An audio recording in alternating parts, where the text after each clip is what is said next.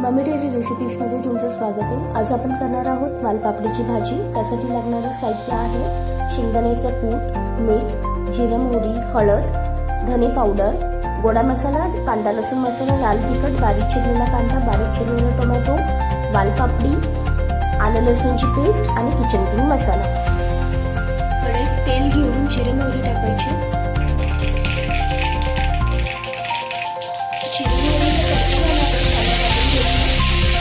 Tomato टाकून घ्यायचे।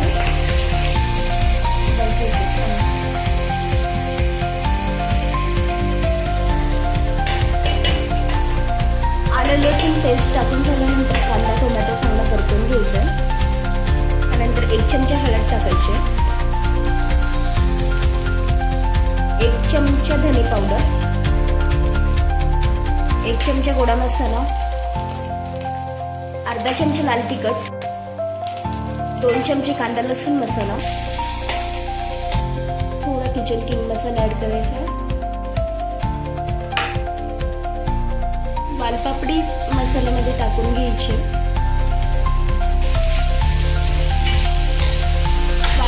वालपापडी आणि मसाला चांगला परतून घ्यायचा।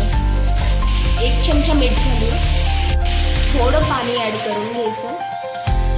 पाणी ऍड करून झाल्यावरती 10 मिनिटं वाफेवर भाजी शिजवून घ्यायची। झाकण ठेवून आपली चांगली शिजून झालेली आहे आणि त्यामध्ये आपण शेंगदाण्याचा कूट ऍड करूया।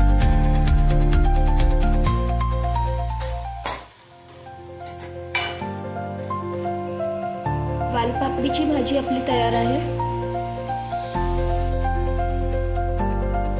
अशाच काही रेसिपी पाहण्यासाठी फॉलो करा mummy daily recipes. Thank you, bye bye.